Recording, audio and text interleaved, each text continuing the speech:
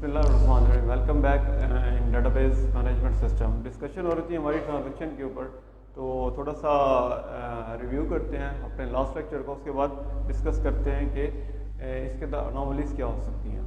Transaction क्या है कि एक प्रोसेस है या फिर मल्टीपल प्रोसेस है एक डेटाबेस के अंदर। उसमें मैंने आपको एग्जांपल दिखाई थी कि ये किस तरह से एग्जांपल हो सकती है। कि देखिए ट्रांजैक्शन के अंदर क्या है, कमिट जो ऑपरेशन है वो बहुत ज़रूरी है। कमिट करने के बाद ऑपरेशंस किस तरह से परफॉर्म होते हैं, उन कमिट करने अगर दो ट्रांजैक्शन आपस में परफॉर्म कर रही हैं और वो इंटर रिलेटेड ट्रांजैक्शन है, तो उसमें से एक ट्रांजैक्शन जो है ऐसी कि वो दूसरी ट्रांजैक्शन के ऊपर डिपेंड करके चल रही है। अगर वो ट्रांजैक्शन पहले कमिट कर देती है तो उस रिलेटेड कुछ इश्यूज अकर होते हैं। वो कौन से इश्यूज अकर होते हैं, आज हमारा जो डिस्कशन है वो है। अनोमलीज इससे रिलेटेड आती हैं। देखें कंकरेंसी, आपको पता है कि कंकरेंसी क्या चीज़ है कि मल्टीपल ट्रांजैक्शन जब परफॉर्म हो रही है सिस्टम के अंदर, मल्टीपल ट्रांजैक्शन तो परफॉर्म हो जाएंगी, तो बेशक उनसे काफ़ी हमें एडवांटेजेस भी मिलेंगे। लेकिन जहाँ पे एडवांटेजेस की बात आती है तो हम कभी भी निगलेक्ट नहीं कर सकते कि मल्टीपल ट्रांजैक्शन जब मल्टीपल चीज़ें परफॉर्म हो रही हैं तो उनसे रिलेटेड कुछ इश्यूज भी अकर हो सकते हैं। वो इश्यूज कौन से हैं, वो प्रॉब्लम्स कौन सी हो सकती हैं, आज की जो डिस्कशन है हमारी वो इस चीज़ के ऊपर है। पहली जो डिस्कशन है हमारी वो है डर्टी रीड।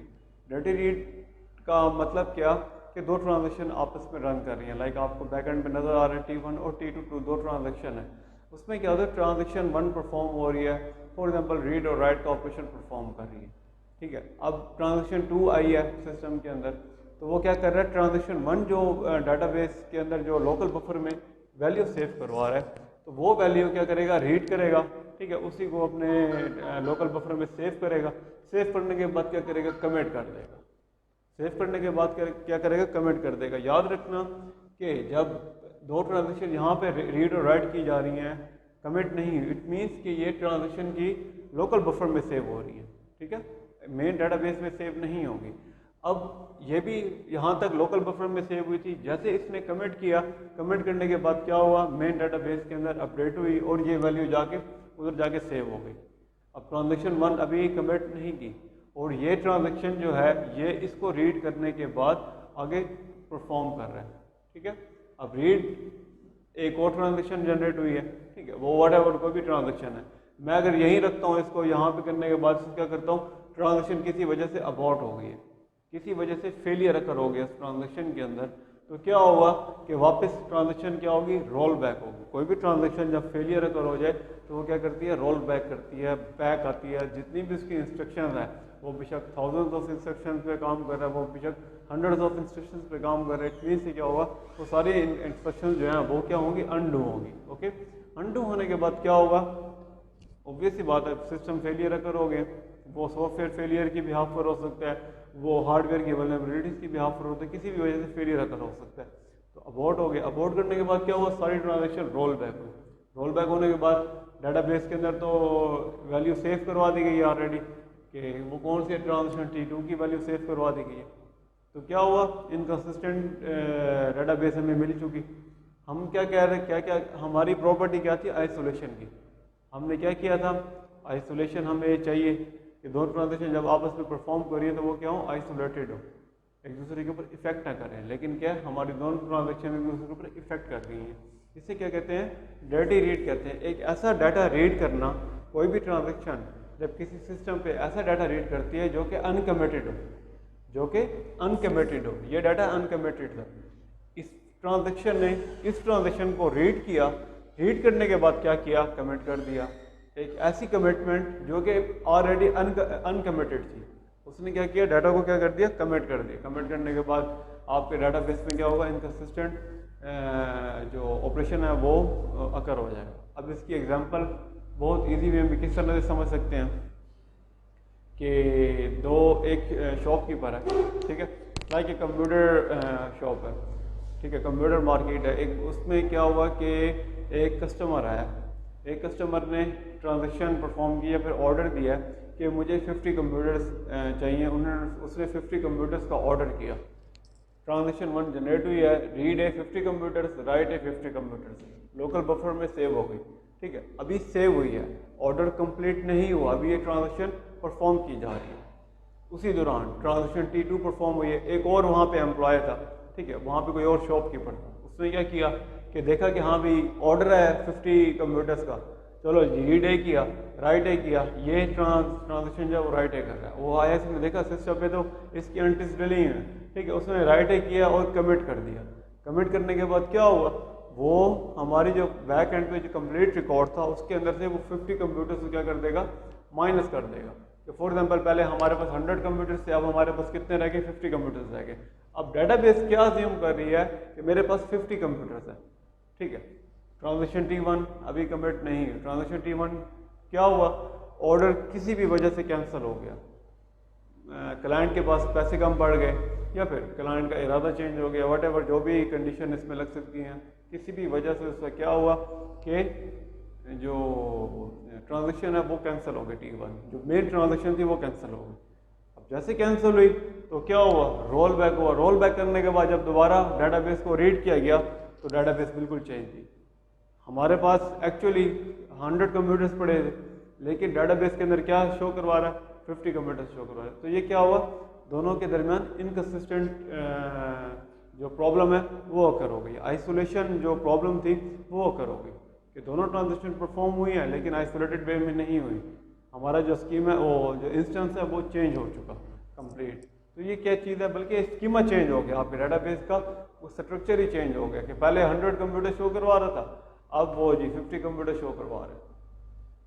तो ये क्या हमारे पास डर्टी रीड। डर्टी रीड कैसी प्रॉब्लम है, कोई भी ट्रांजेक्शन जब अनकमिटेड ट्रांजेक्शन को रीड करने के बाद उसको कमिट कर दे, इट मीन्स कि क्या हुआ कि वो डर्टी रीड प्रॉब्लम अगर होते हैं। बहुत कॉमन प्रॉब्लम है, बहुत ज़्यादा ये इश्यूज जनरेट हो सकते हैं। उसके बाद क्या है, अनरिपीटेबल रीड या फिर non repeatable read. Unrepeatable read क्या है, रीड ए परफॉर्म हुआ, ट्रांजेक्शन ने परफॉर्म किया रीड ए, ठीक है, रीड ए दोबारा परफॉर्म हुआ और उसने इसको राइट कर दिया और कमिट कर दिया। कमिट करने के बाद क्या हुआ, अपने डेटाबेस पे सेव करवा दिया उसने, ओके।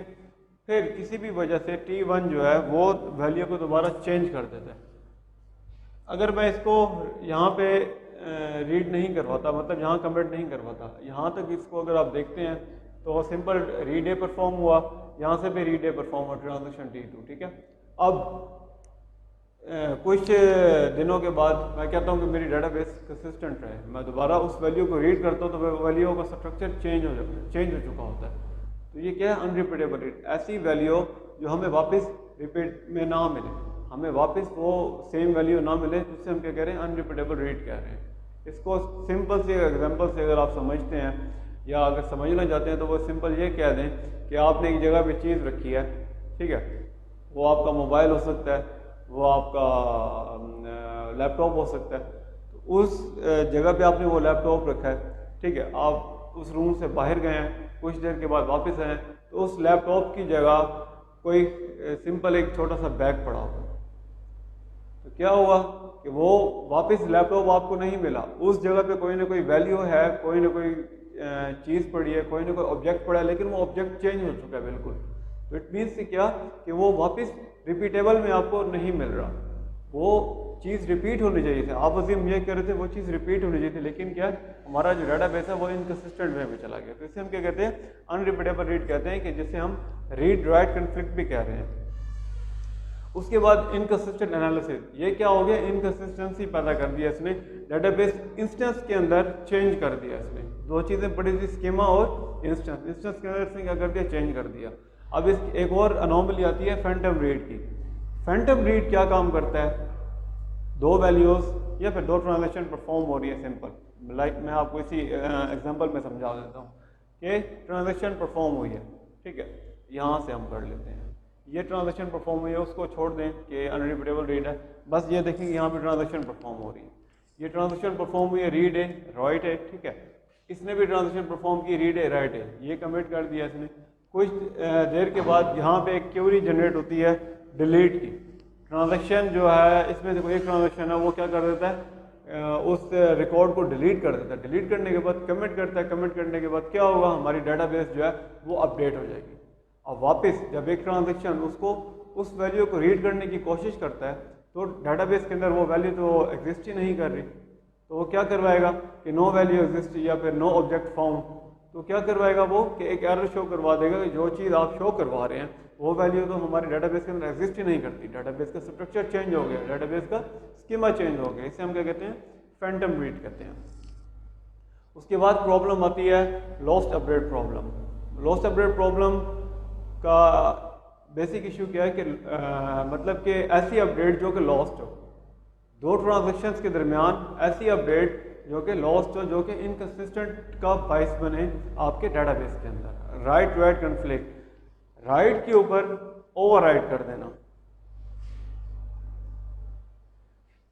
सिंपल, यहाँ पे एक ट्रांजैक्शन परफॉर्म हो रही है, रीड ए किया और राइट ए किया।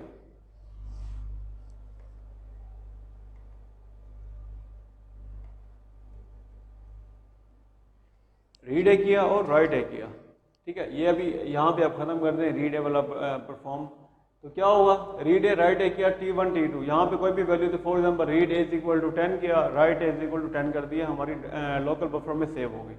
अब यहाँ पे हमने कमेंट नहीं किया, अभी ये आई है, यहाँ से इसको ये सिर्फ इतना बढ़े आप, रीड ए राइट ए परफॉर्म हुआ, राइट ए परफॉर्म होने के बाद क्या किया इसने, हमारी ट्रांजेक्शन जो ऑलरेडी चल रही थी उसको रीड करने की जहमत ही नहीं की। उसने क्या किया कि अपनी मर्जी से ट्रांजैक्शन किया, राइट परफॉर्म किया, for example A is equal to 100 कर दिया उसने, ठीक है, 100 कर दिया, कमेंट किया। आपको बताया मैंने कमेंट करने के बाद क्या होता है कि जब भी हम कोई कमेंट करते हैं, कोई भी ट्रांजैक्शन कमेंट करते हैं, इट मीन्स कि वो वैल्यू डेटाबेस के अंदर जाके सेव हो रही है, लोकल बफर में सेव नहीं हो रही।